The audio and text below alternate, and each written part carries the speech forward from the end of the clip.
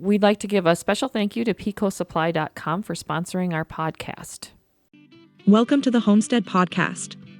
You are joining co-hosts Carol and Jamie of twogalshomesteading.com. If you found yourself here, that means you are ready to take responsibility for what you eat, your family's health, and your family's well-being while living a simpler life. You can do this and have fun, saving money along the way. Let them help you unleash the homesteader within. By doing more with less, you will gain what is needed to create confidence, impact, and change in your life and the lives around you. Let's start homesteading. Let's start now.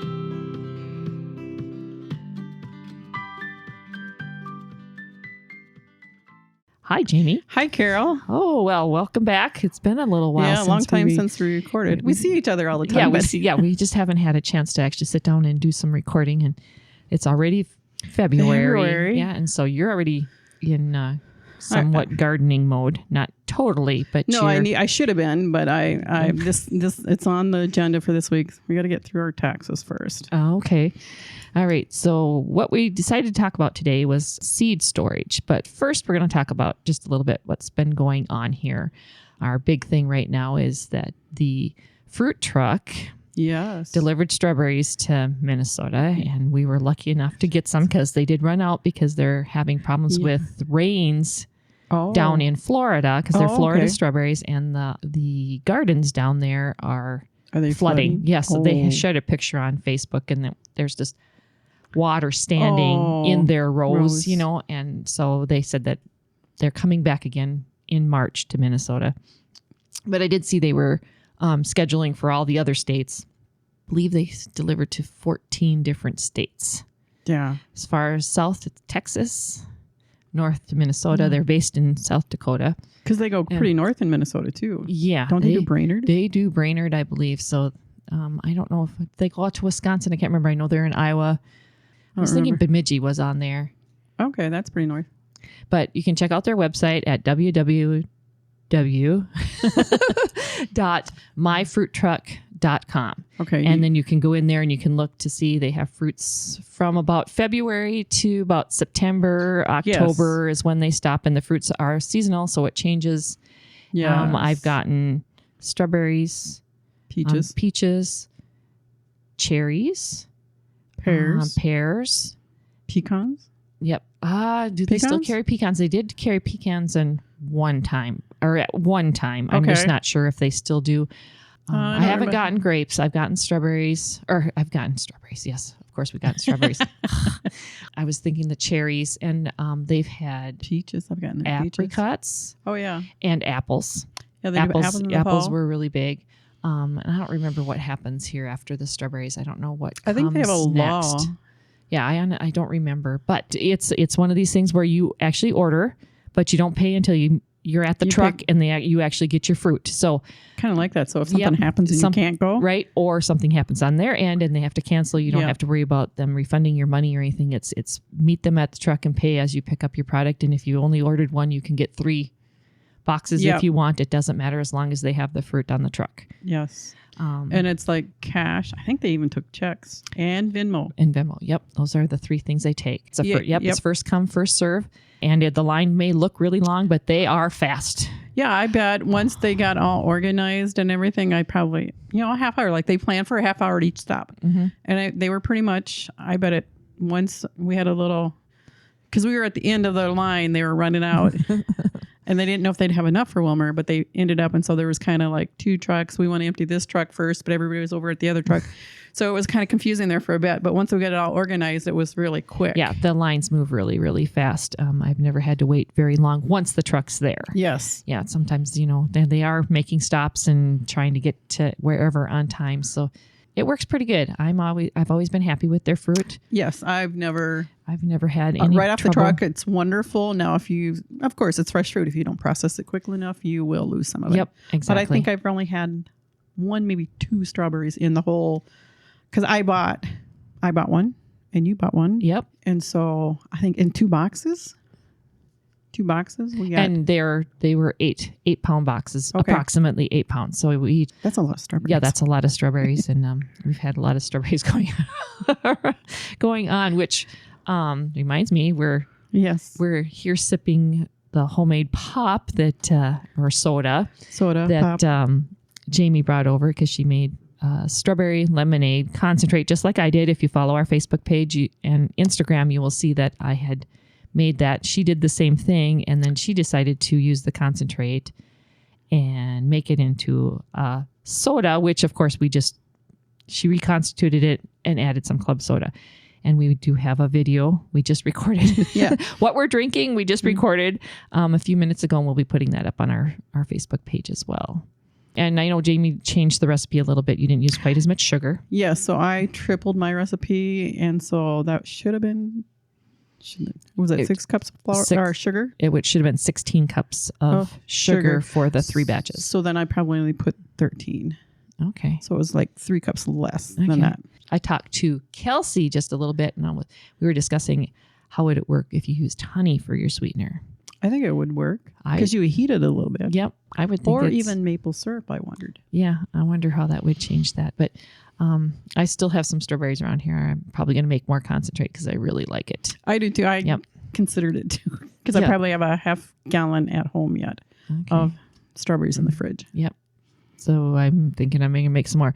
So really, really like that recipe. And that recipe came from creativecanning.com. That's where I found it. But the same recipe is also on the Ball website and several other ones.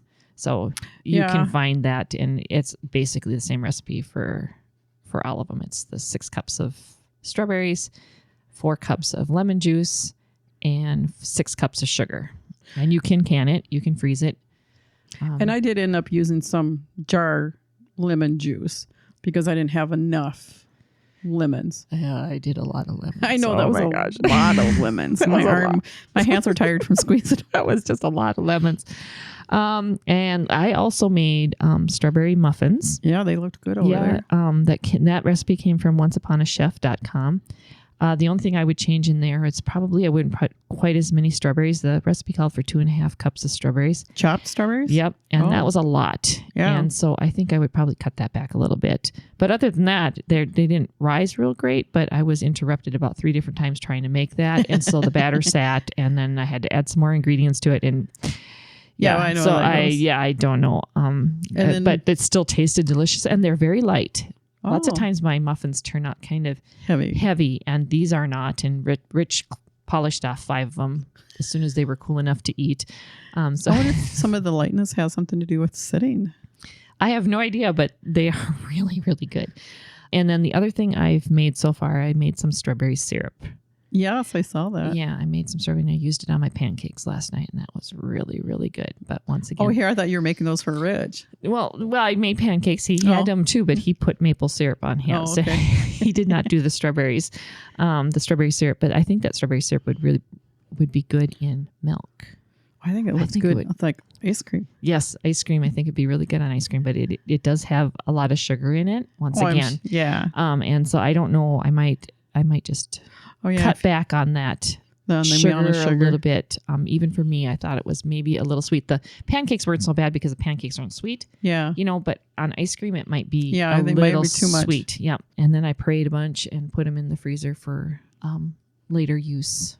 Because I haven't done that yet, and I don't know if I'll get that part done. Well, I want to make strawberry ice cream, and I've got a bunch of vanilla ice cream right now, so I'll make that later with the stuff that I have frozen. So now I dehydrated quite a bit. Yep, and it's amazing.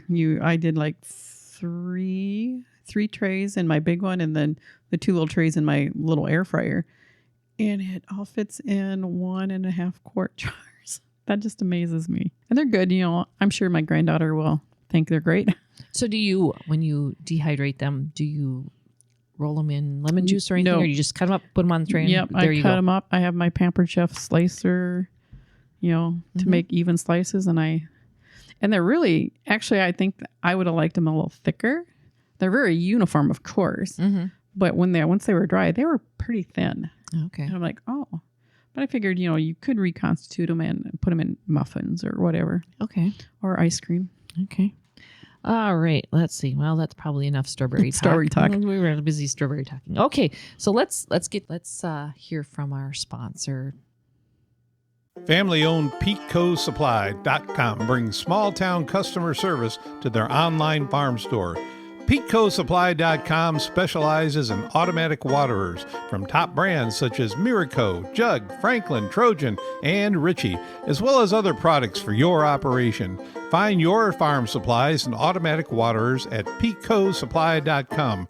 That's P-E-T-E-C-O Supply.com. Petco Supply. And we're back. Okay, so we are going to talk about seed storage. And I did post on Facebook and Instagram on our two social media accounts asking people what they use and showed what you do. Yep. I don't do seed storage out here. I don't really garden. No, this is kind of falling in your lap. And so we thought maybe we talk a little bit how you store your seed and keep it organized. Yes. And of course, so things to consider when you're storing your seeds is that you want to store them in a cool, dark, dry place. And so we'll get to what I do. This is what I do, and I have no problems doing that, where I store them. And then we're going to talk about as I'm talking about this types, you're going to mention who set them on our Facebook page. We're going to mention the people and what they use for storage. No, I'm not on Instagram. Was there any different ones on Instagram? No, I did not see anything on Instagram that was different. Okay.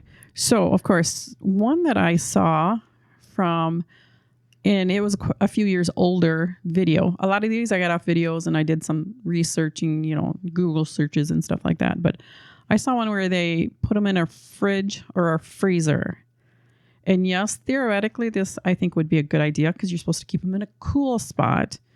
And that's, it might give you longevity to keep a seed viable longer because seeds do, the viability drops the older they are. And so, but my concern is as you're taking them in and out, especially if it's like, June where it's hot and you're bringing them out and it's going to get condensation in the container, that would be a concern that I would have. So that would, moisture wise, let alone most people do not have space in the refrigerator or the freezer to store their seeds. Okay. So this is a working refrigerator. Yes.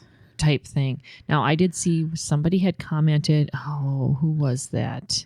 Proverbs 31 Homestead, I believe, said that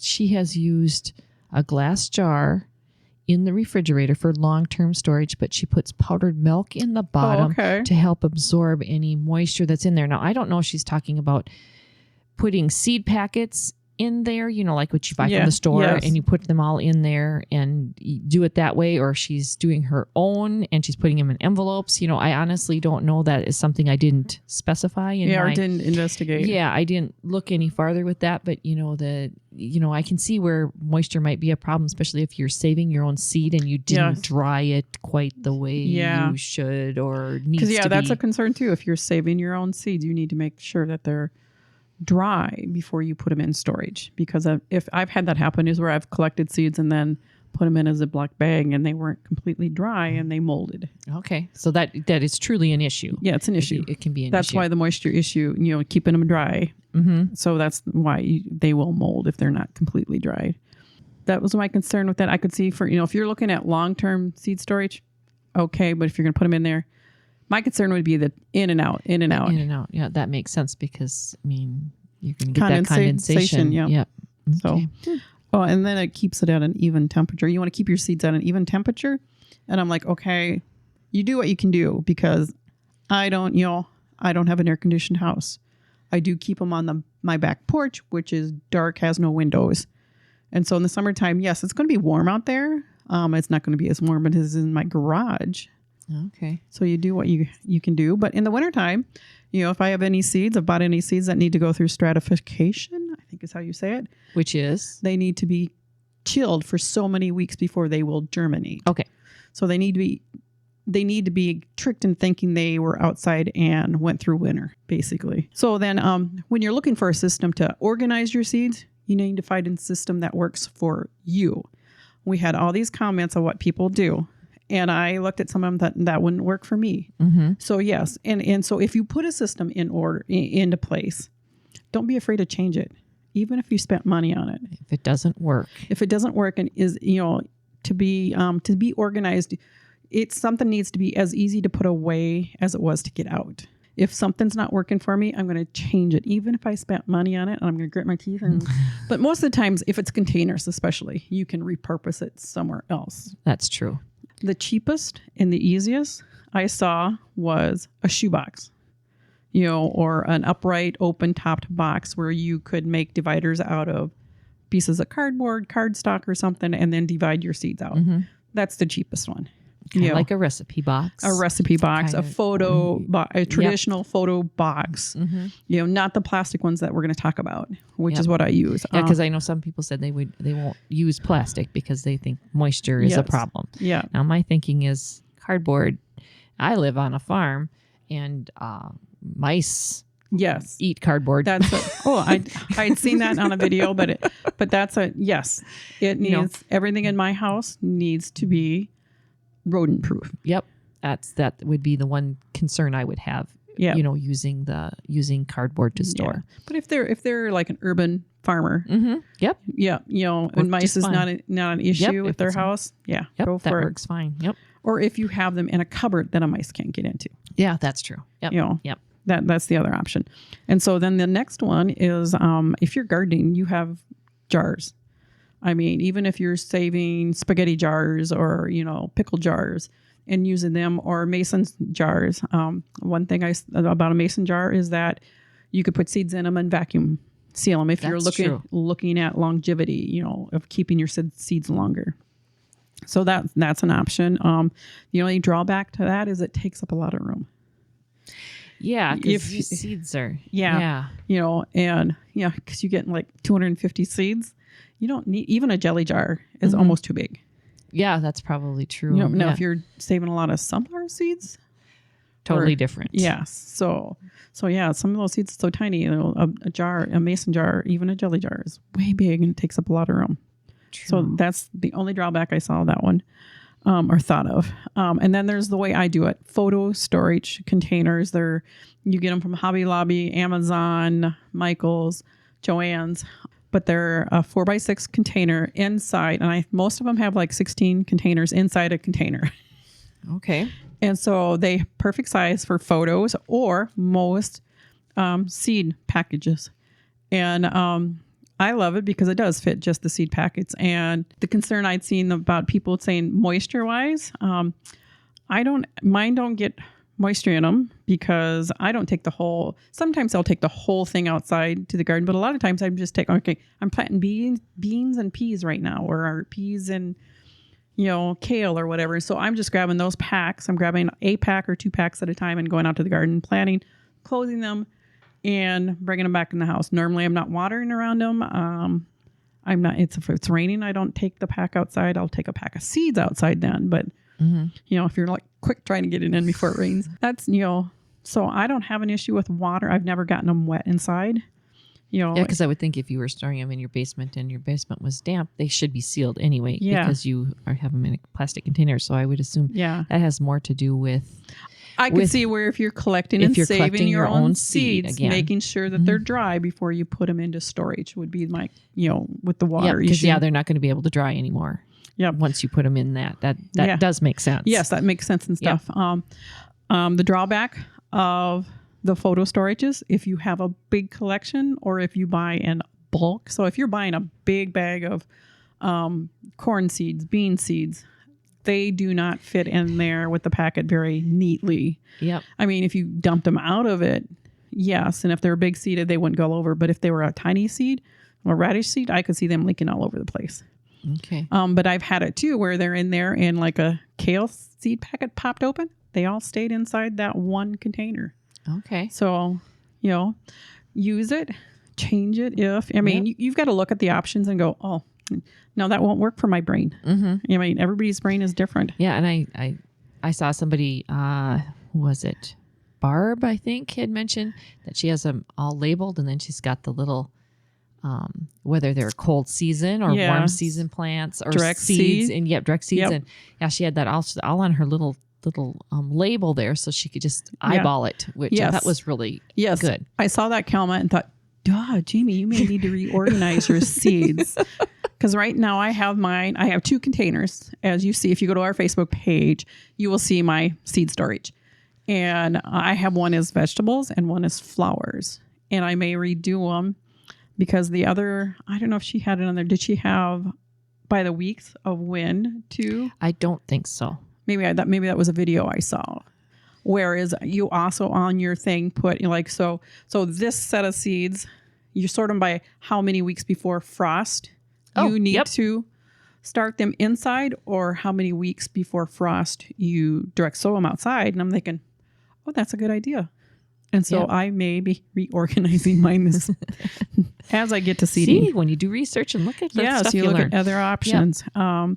Another one that I saw on a video was a seed. You can still get them she bought them at Staples or Office Depot, I think it is now.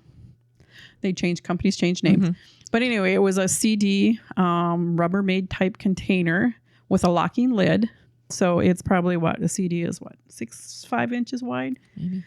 And then she had that, and then she just took cardboard and made like file folder dividers. And then she sorted it by categories. And she had a huge collection. She had 6 of them. Okay. So, dependent, but it flows and ebbs to the size of your collection. So if it ebbs and flows where you'll have a lot of, corn this year, but you're cut back next year or whatever, it's not like in stone or whatever. Right. And then this is my dream. The old school or the old library card catalog. Yes, I Who saw mentioned that. Let me just look here. No, I can't read my. Teresa had she has an old post office mailbox sorter thing. Yep. Oh, that'd be cool. Here, too. Andy. It was Andy. He used paper envelopes in an old library card catalog. I have seen that Kevin from Epic Gardener, he lives in, I think, San Diego, California, has one of those.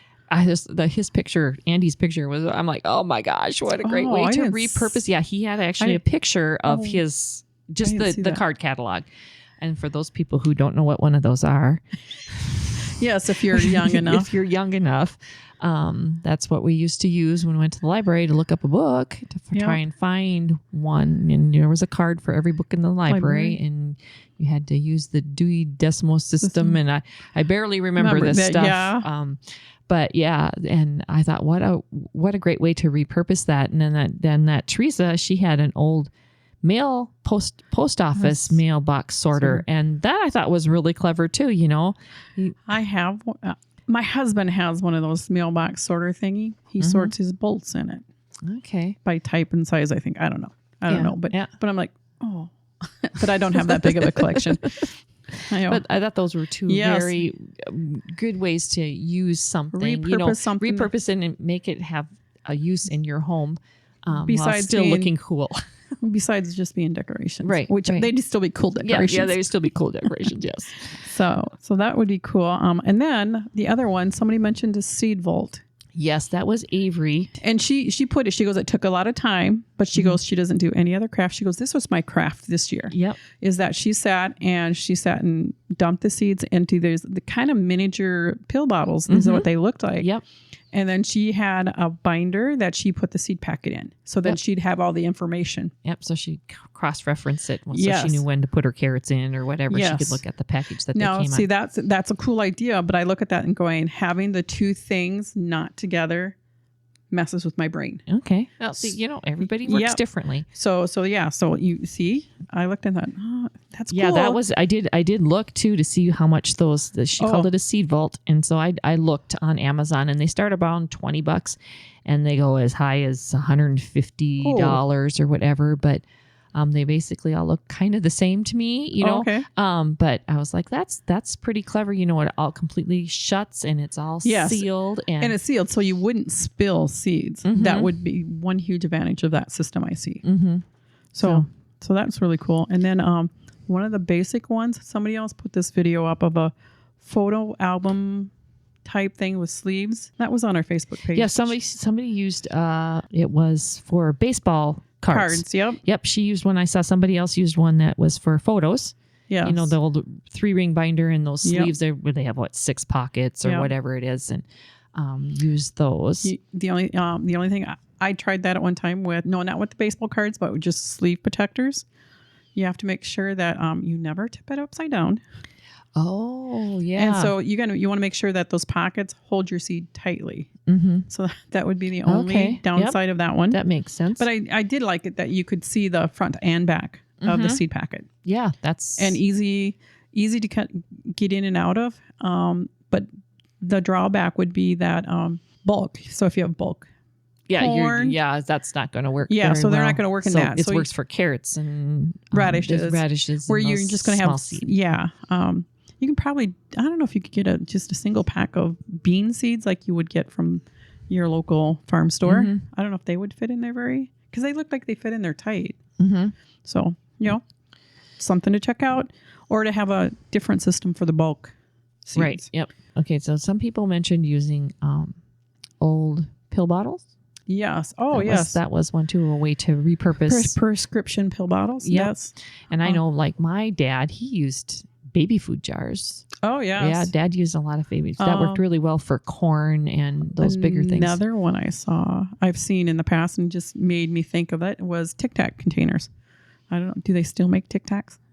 Probably. Yeah, I think we might have posted that, or either that it was on the Small Farm and Sustainability group that they talked about Tic Tacs using that for seeds. Yeah. Yeah. I've seen that in the past. Jan had said they used zip top Mylar bags. I could see that for long-term storage would be awesome. Mm-hmm. That would, especially if you maybe use like a food chamber, you could vacuum them down. Yep. Somebody mentioned that. The only other thing they mentioned, this was not a comment. It was from a person who buys milk from me. Okay. And he gardens and they do a lot of farmer markets type stuff. And so he just mentioned his seed and I'm like, so how do you store your seeds? And he's like, in anything I can find.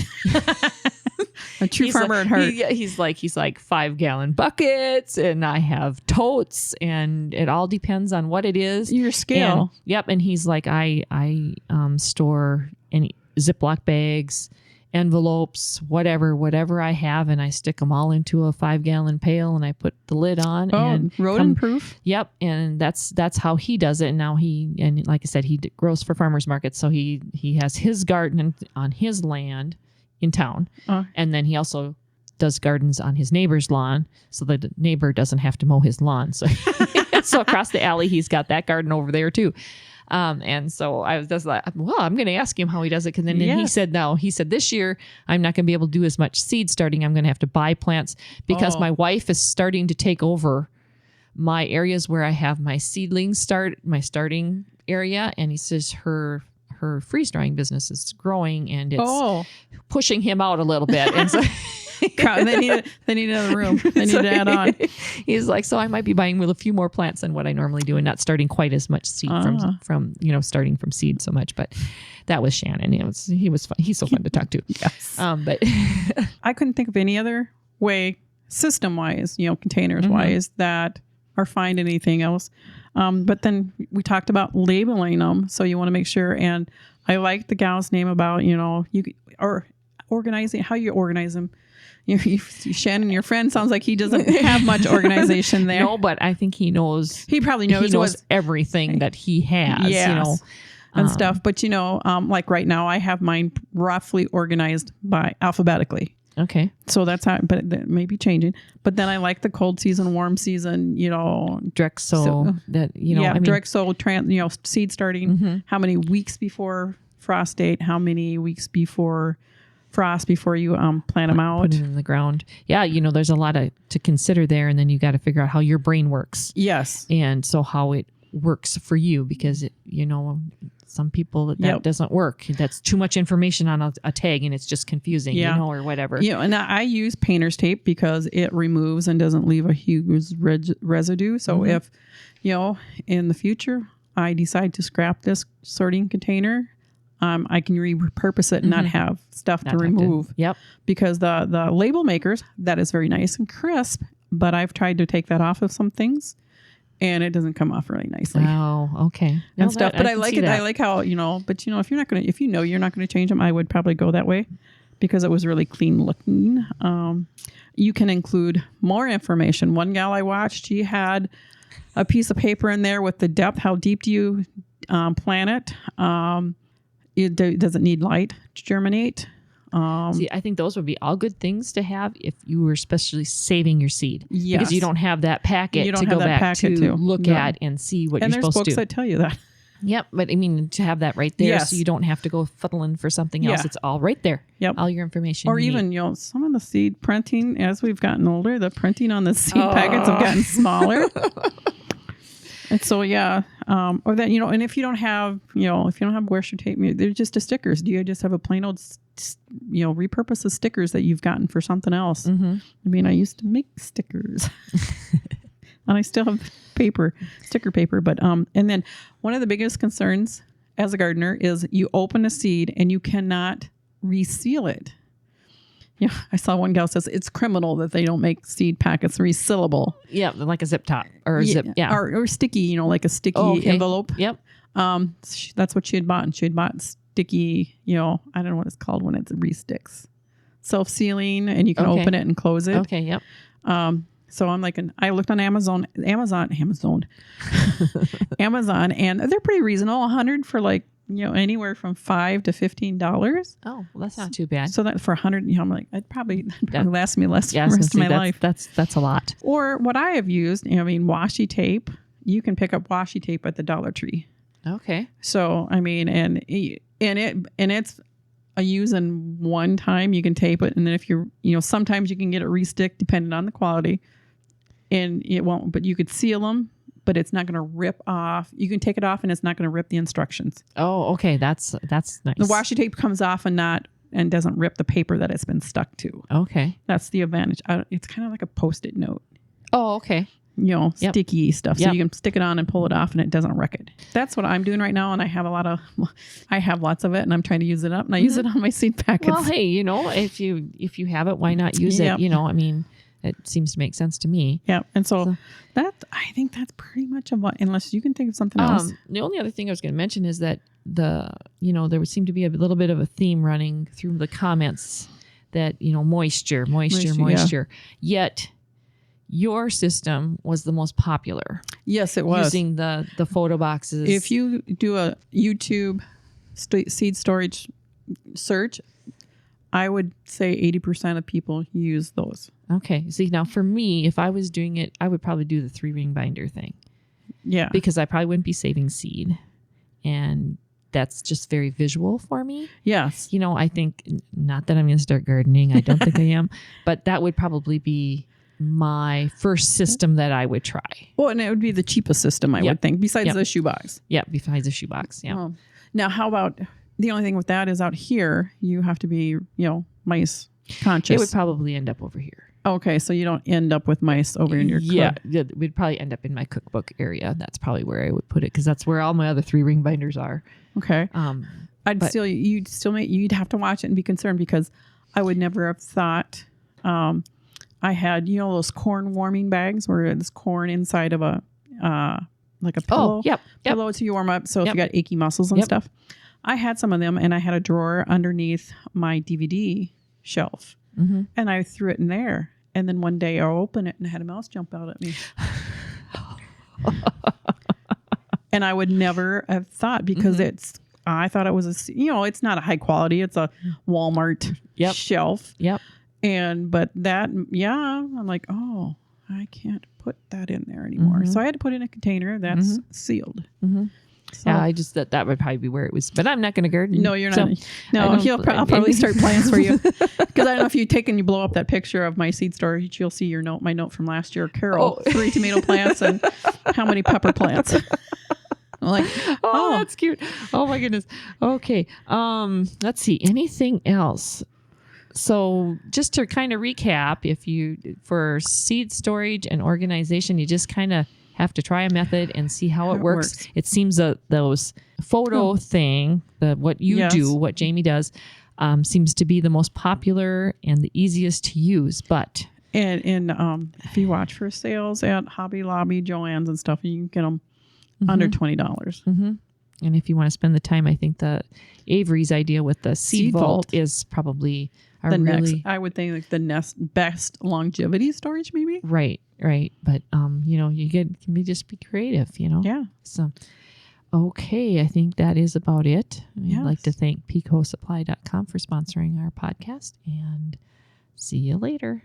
We'd like to give a special thank you to picosupply.com for sponsoring our podcast. So until next time. Put some kefir on it. Thank you for listening to the Homestead Podcast's latest episode. Your hosts, Carol Radke and Jamie Kappas, are Two Gals Homesteading. To learn more, go to twogalshomesteading.com or the Two Gals Homesteading Facebook page at facebook.com/twogalshomesteading. Editing, audio production, and marketing of the Homestead Podcast is the responsibility of Media Trends-X. The Homestead Podcast is an audio product of Media Trends-X, a limited liability company, based in Minnesota, USA.